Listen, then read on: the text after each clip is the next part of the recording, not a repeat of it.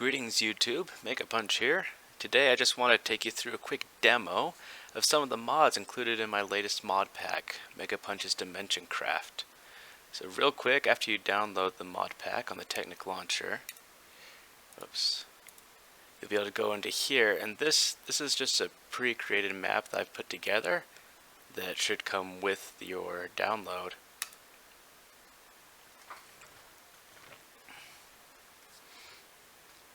So in here we have several things. First off, we have these awesome books here.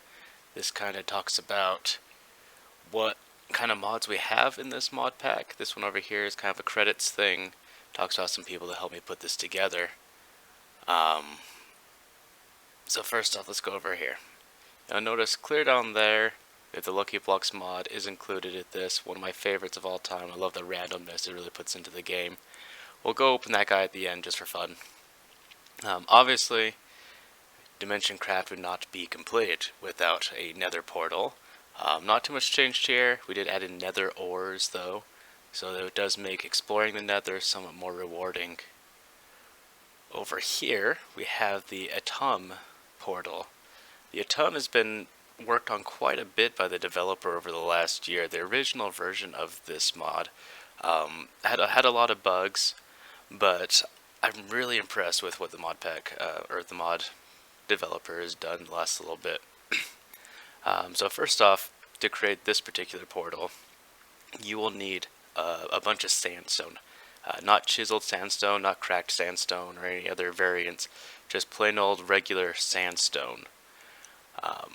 So first thing you need to do is you make a 5 by 5 flat area here with the sandstone. You build a ring all the way around it. On each of the corners you go 2 above that. Once that's created, you go over here and we can create this jeweled scarab. That's what it's called. Now let's see, if we open up the craft guide,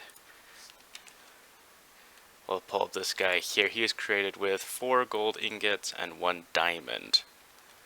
So let's just see if we can't pop him open. Once you get that, you right click in the middle of the portal here and your portal will activate. What's really cool about this is it's all based off of ancient Egypt. So you go through and there's tons of custom armor in here, some really powerful dungeon bosses. Definitely something you don't want to be doing early in the game. It is hard to explore. There's this fog. When nighttime hits, there are tons of ghosts and monsters around, things like that guy. So I'm not going to do too much here right now. I'll probably do a whole video on just this mod later on. For now, let's go and show you how to activate the other portals. The next one, this one's probably the most difficult portal to create. There are a lot of steps, so this is probably far another one of my very favorite mods.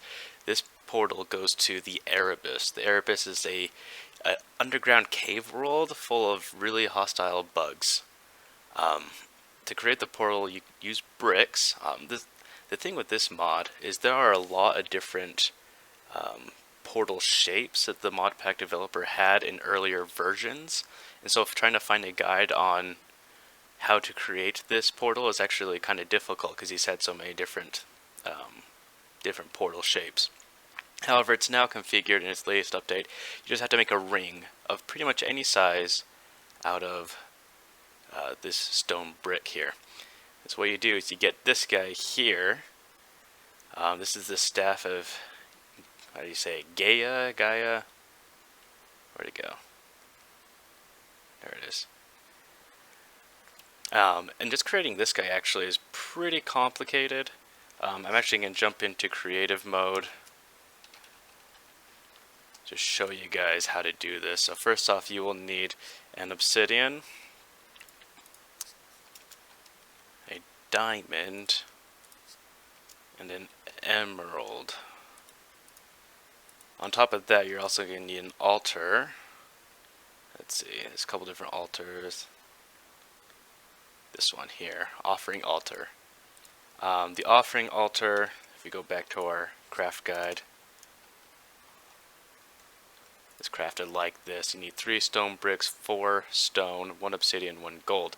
Now the animation on this is actually pretty cool.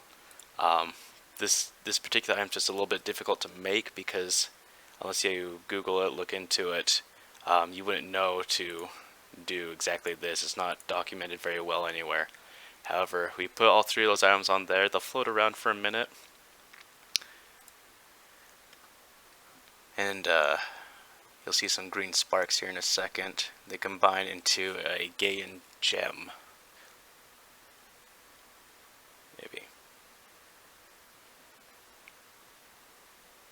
Bam. There we go. Beautiful thing. I think this is really cool. It kind of looks like the planet Earth in my opinion. Very fitting because I always think that the Erebus is kind of like a prehistoric Earth as well. So you notice now we have this gem. And this gem is the top piece of this staff. To create the staff, you got here, you got a couple vines, some sticks, there's the gem, there's a gold ingot.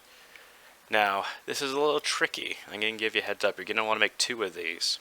The reason for that is you go through this portal by activating this stone here. This is the portal keystone.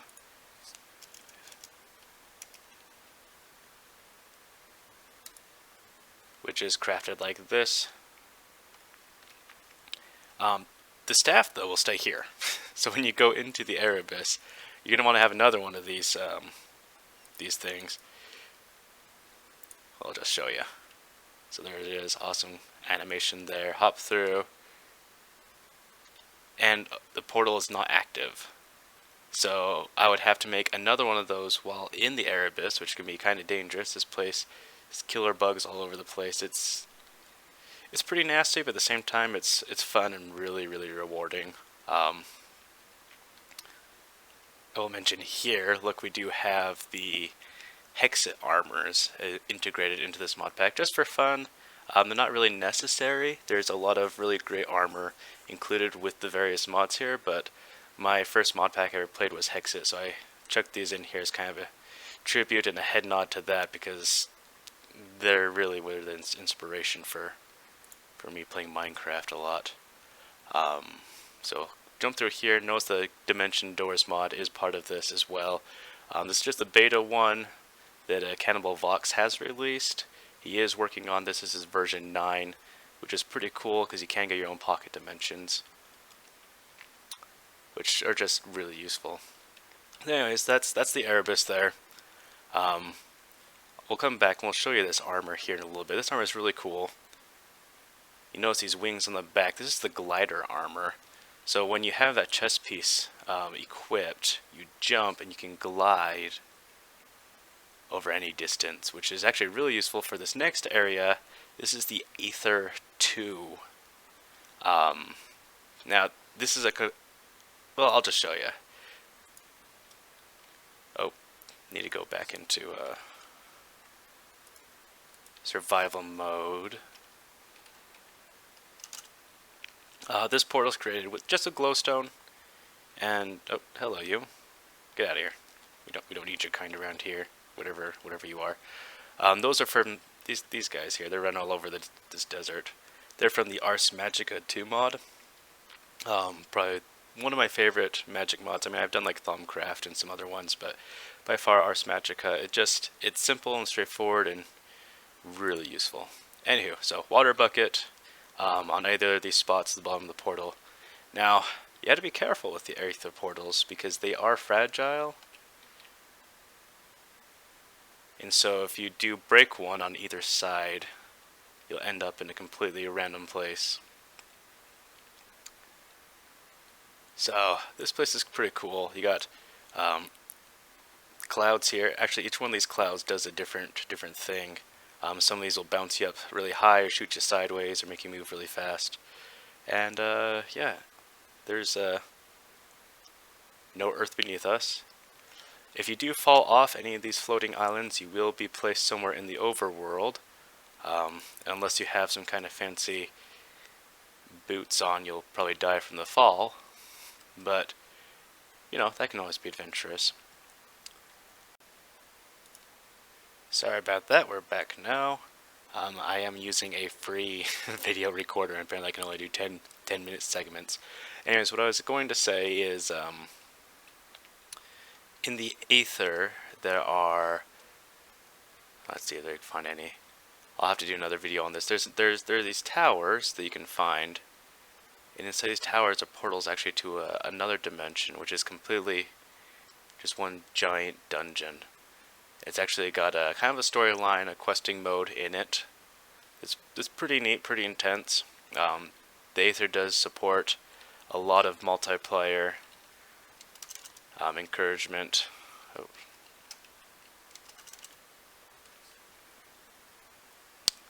So let's see, we got the Erebus, the Aether, Atum. Not a whole lot of anything fancy in here. However, I will show you just a couple cool things. This does again have the Nether Ores mod installed, so when you pop through here, you'll have ores like this pop up. This is actually part of Tinker's construct as well. It's cobalt there. Nether fortress down here. Hear a gas somewhere. I left the Nether pretty vanilla. I mean, I've done all sorts of things with the Nether in past mod packs. However, this one, I felt like the Nether's pretty cool place without adding a whole ton of enhancements to it. So, hello, Mr. Gast. We'll just jump through the portal again. So, there's that. And now we have one more here. Now, this is one that pretty much everybody should be pretty familiar with. I mean, it's the Twilight Forest. If you're not familiar with the Twilight Forest, it is a little bit different, because it does have stipulation on the way that you use it. What I mean by that is there will be certain areas that will be locked off and inaccessible really until you complete other areas within the dimension. But to do this, I mean, it's all dirt, just dirt on the bottom, dirt ring on the side, filled with water. I don't believe that the water can be moving, so it has to be all still water. And you just chuck a diamond in there and we'll get a lightning strike there. Now, if I remember, I did this earlier, and we might be dropped off in kind of a random spot after we come back in, but that's okay.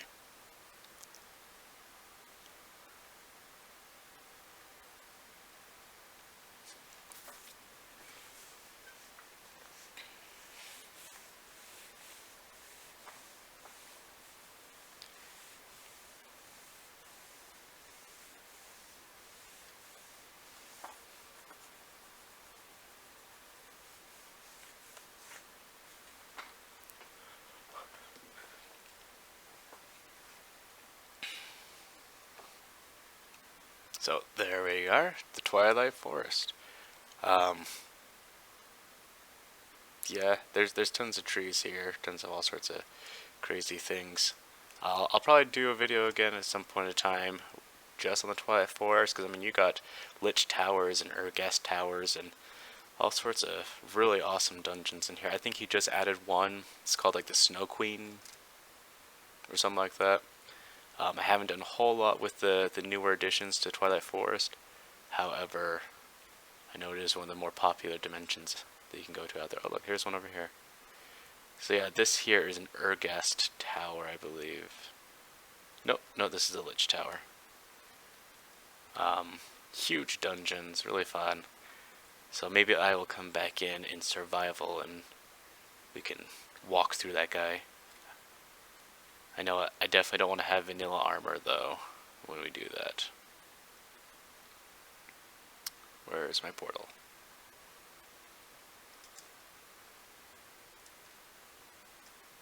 There it is. Okay, so we'll jump back through here.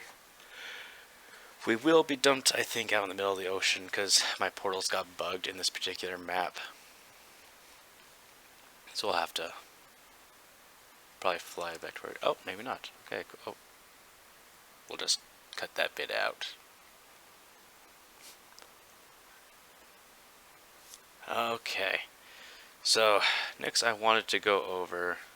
Oh, hello. That's what the, what's going on there? I think this is because I'm using like the voxel player light mod. I'll have to work that out. That's funny. I'm gonna keep that. Anyways, let's go over some of this armor. I got 5 minutes before my video resets again. So the first thing, let's get rid of that junk. We will need red. Now in the Erebus, you can get what's called redstone or red gem blocks. Where is it?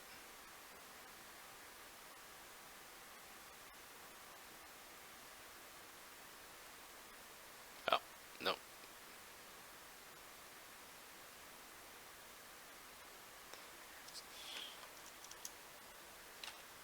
There we go. So this isn't necessary to use this guy. However, you got two functions with this armor set. It looks pretty cool. It does have the wings on the back. The red legs do make you run faster. The green feet make you jump higher. The goggles here have night vision on them, actually, which is pretty dope. Because these night vision goggles also don't have those annoying particle effects you get a lot of times. Anyway, let's see if I can. So there's the first thing. So this is what the red gem blocks were for, because they will burn through these for energy as you fly. But if they didn't, it'd be pretty OP. So really useful though. Like I said, this armor would probably be the best one for navigating the Aether, just because there are all those floating islands. And if you don't want to fly, you can also see if I can remember which key it is. You can also just glide, and gliding does not take any extra power. You just glide around, and there's no like limit on how far you can glide. It just goes, which is pretty cool. Alright, so let's put that back there. The next armor set I want to show you, and again, there's tons more than these. I want to do a highlight of some of this stuff. So the Aether adds actually an armor slot. If you equip all of this armor plus these gloves, so you go up here to accessories, add these gloves, you actually grow wings. Now this is similar to the glider chestplate over there that I showed you earlier. These ones can hover for a bit. It is limited though.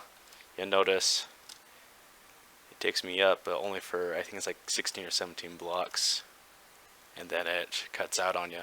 But still, you don't take any fall damage, and it can be good getting up to high ledges or to other floating islands in the Aether.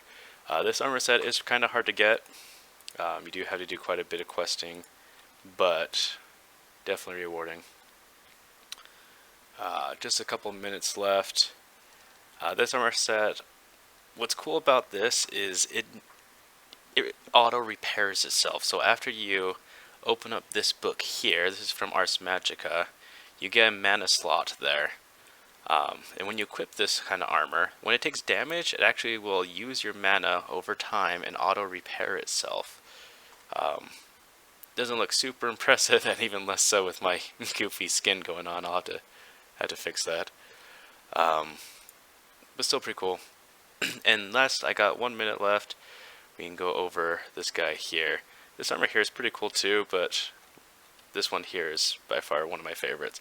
So this comes from Atum. This is all named after different Egyptian gods: Horus, Nuts, Skech, whatever, and Raz. And these all give me different buffs: night vision, speed, haze, jump boost, fire resistance. Also, notice full armor, pretty cool. If I hurry over to this one, so this armor is actually super cheap and super easy to craft. We can do a video on that later on, but notice it does not give me any armor, so this is mostly utility. Anywho, thanks for joining me. This is MegaPunch signing out. I will have a proper face next time. Yeah.